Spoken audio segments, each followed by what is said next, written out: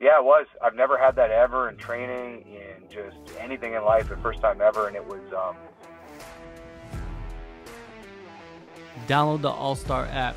Make your picks for UFC fights, challenge your friends, level up and win prizes. Link in description. Get it now. November 18th, man. You're back in action. Jose Johnson, let's get your thoughts on him and the skill set that he possesses. Yeah, I mean, it's an exciting fight. He's definitely a striker with some dynamic skills on the feet. I think he's capable everywhere, but I know that that's where he thinks he's going to have the advantage on me. So I think it makes for a really exciting fight. Those are the type of things that get me up these days. I want the excitement. I want the fun fights, because that's what brings out the best in me. Without a doubt. And he's physically, he's a lot different from a lot of the other bantamweights in the division, right? How does that play? Have you faced anybody that's similar to his physicality? Not 100%. No, like, he's definitely going to be the tallest guy I've fought, like the rangiest guy. But I've seen it all, man. Like, especially just fighting taller guys as a short guy. That's life, man. That's the way it's been forever in the gym and in sparring. And yeah, it comes fairly natural. Even the game plan that I think is going to be effective for me is my natural style: aggressive, come forward, smother out his range, and try and land the heavier shots. So yeah, man, I think it's queued up to be a perfect fight for me. Yeah, getting inside, if he can't land on the end of his punches or at the end of his strikes, the strikes don't really, damage much, right? There's just pros and cons to everything. Like, there's even pros and cons to being the taller guy. Like, for him, he's got long reach, but that means that there's more distance his punch needs to travel before it hits me. And it's like, there's just pros and cons and everything. And I'm just going to make sure I capitalize the pros of my body type versus his, and shut down any of the cons that it might give me. So yeah, man, I don't really think that much about it.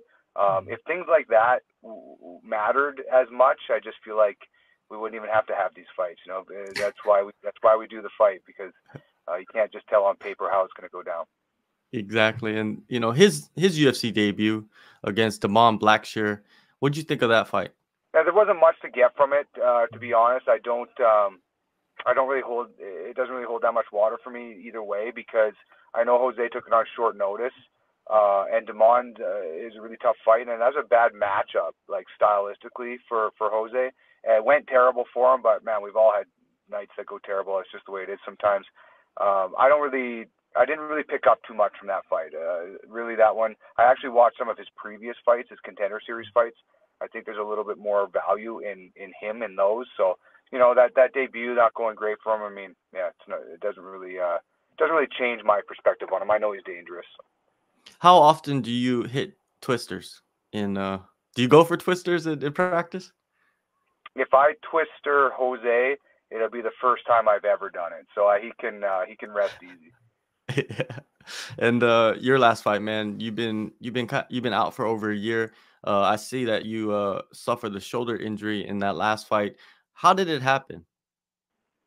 I don't even really know how it happened. It was actually a bit of a mystery. My physio team, 40th here, they really had to work hard to figure out what happened. We thought maybe it was like something was broken, then we thought something was torn. We thought it was like a bursitis thing.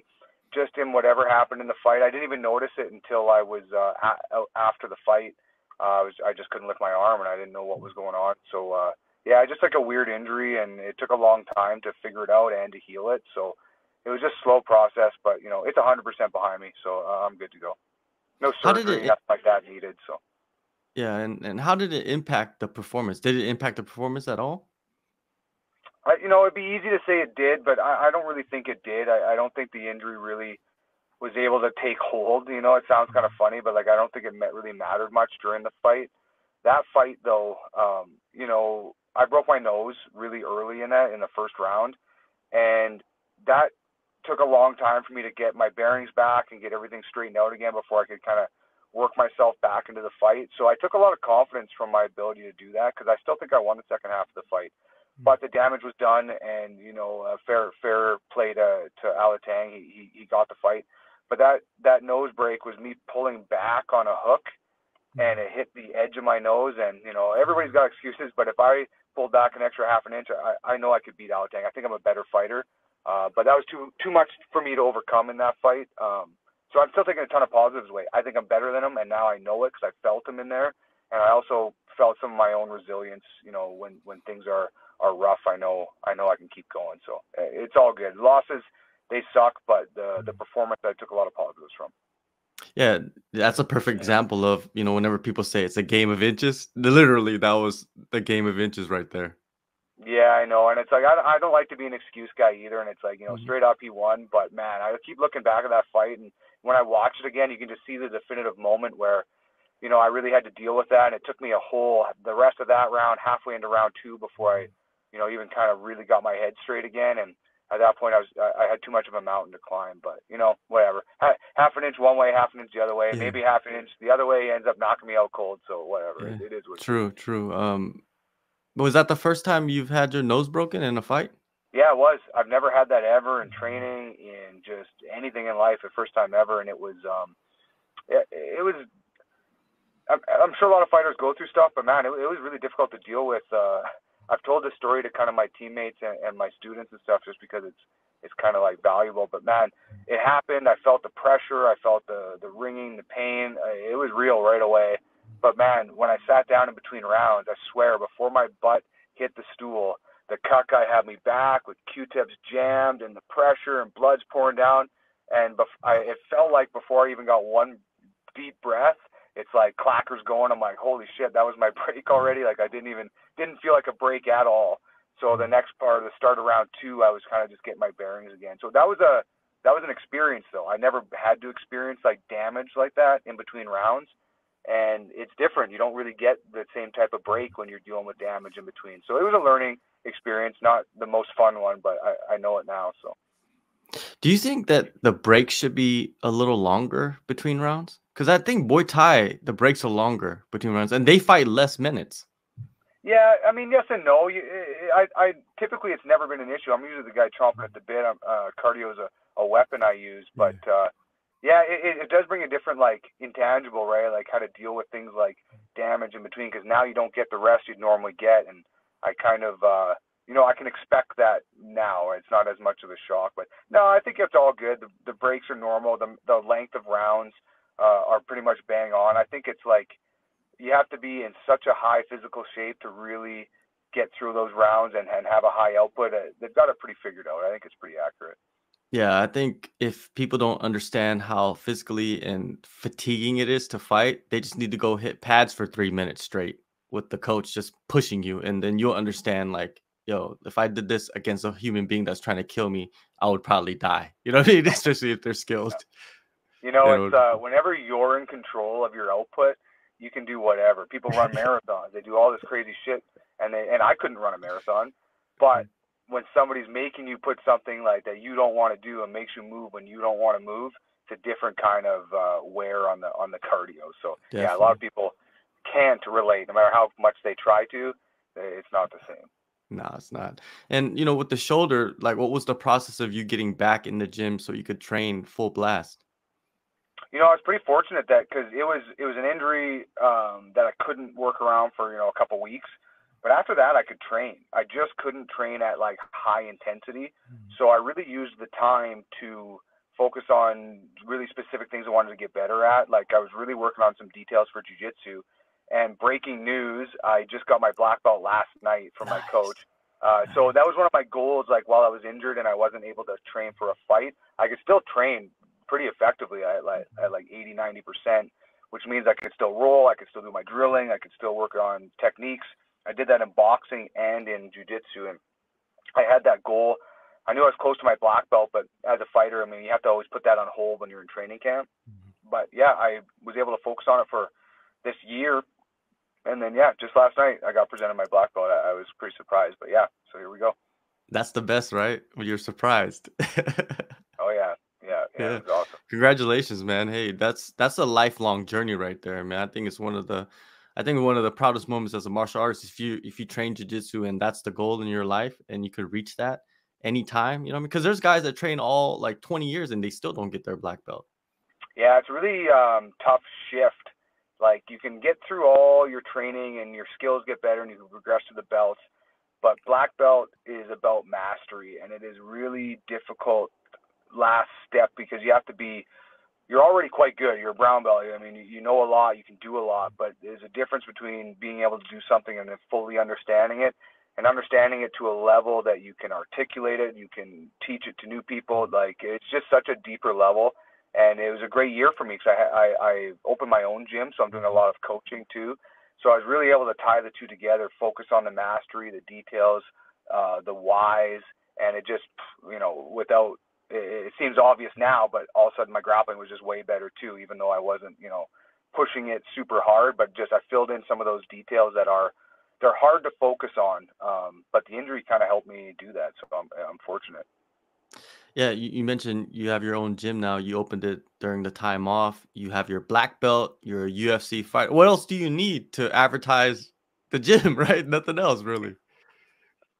Once I knock out Jose and re-sign my contract and get on some main cards, and man, my goals don't stop. As I grow, they grow. So Yeah. I'm always looking for more. Nice, nice. And winter, is it winter in Calgary now?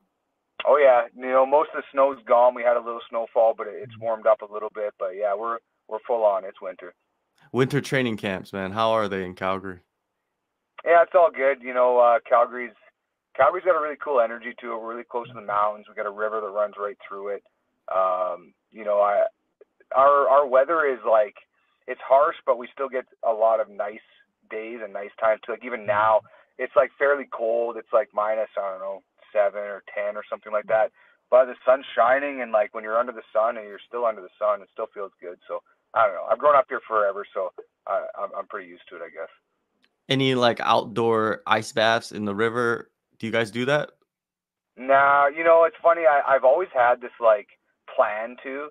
It's like, yeah, for this camp, I'm gonna run in the mountains, and it's just I don't know. It's a lot. It's time consuming, and it's one of those things that the idea is great, the execution isn't quite there. But maybe one day. Yeah, it looks good on like a documentary or so. Yeah, Like it yeah, looks good on exactly, the right. movies, right? And in your mind, it's like, oh, that'd be so cool, but like, I don't want students drowning and shit to deal with. So Yeah, definitely don't want that happening, man. let's just Um, let's just stay in the gym. yeah, definitely. How has this camp differ from the previous camps? It's actually a lot different. This is probably the most changed camp I've had because now that I'm running the gym, that's basically my evenings are always there. So now I used to just do evening classes with the team, the pro team, and do our MMA thing. I still get a little bit of that in, but now I actually plan my training through the day, which means I'm handpicking coaches, training partners, and I'm setting up certain times that certain people can come. And the benefit has just been massive. I mean, I'm picking guys that are really good training partners. They're pushing the things that I need, whether it's body type, skill type, or whatever. And it's just geared towards me specifically, and I've never really had that. And yeah, I can just tell. I mean, the difference is massive. So it's just like a personalized, custom training camp. And I mean, I'm better than ever. There's no doubt that it's been a smart choice. So. I was speaking with Damon Jackson, who I believe opened his own gym last year, and he told me in that process he was able to get back to basics because you guys are such advanced martial artists that the basics kind of get lost sometimes. And because he had to teach everybody the basics again in his own gym, it almost like he fell in love with the basics again, and he was starting to drill more. Was that the case for you a little bit?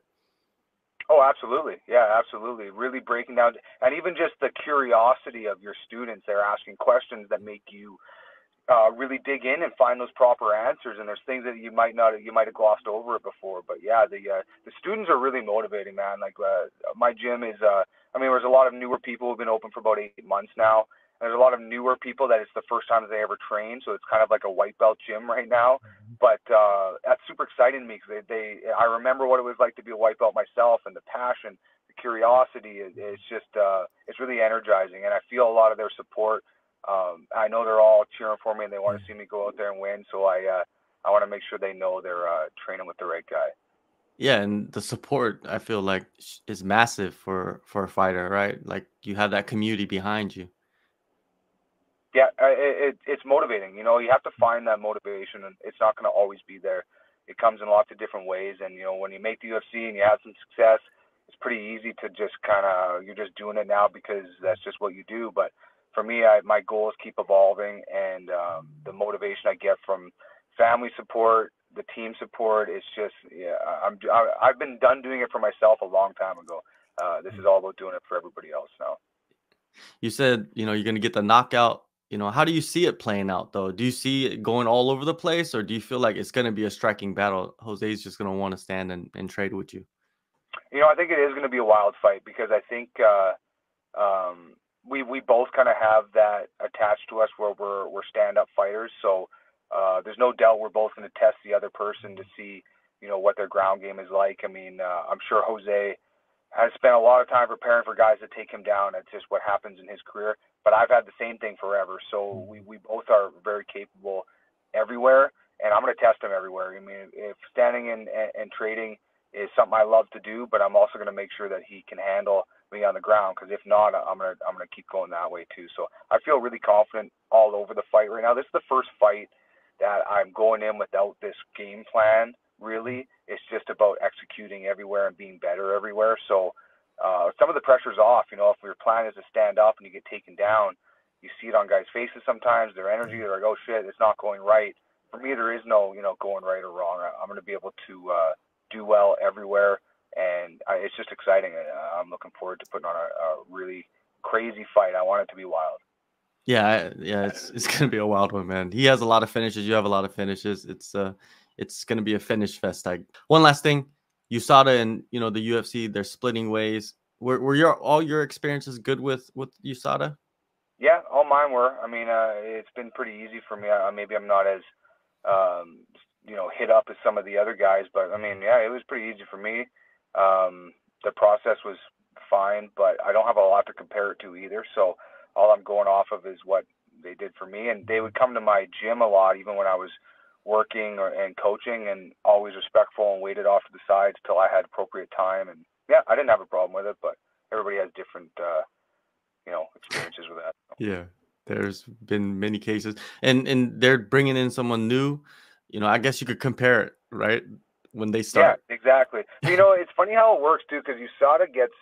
Again, I shouldn't even speak on something I don't know that much about, but like for us here in Calgary, they sub out their work to test the athletes to local people. So like we have the University of Calgary, they have like appropriate testers. So those people come out even though they're working for USADA. So I'm expecting whatever the new company is probably going to do the same thing. Like it's probably not going to look that different. Like I actually expect to see the same faces come knock on my door. So I don't know. I don't think it's really going to be that much of a change really, because it's not like they're changing, and they might be, but I don't think they're changing like the boots on the ground people. I mean, otherwise, what are they going to do? They're not going to fly people out here. So Yeah, that would not be cost effective. Yeah, I noticed that every country has their own, like, in Korea they have kata, which is the test. They right. do the testing for USADA, and I guess Canada has the university. Every country Yeah, has yeah, it. and yeah, every place has something like that. So you can't not do it that way. So even with this new company, they might have some different procedure stuff for it, but yeah, I don't see it looking that different really. But what do I know?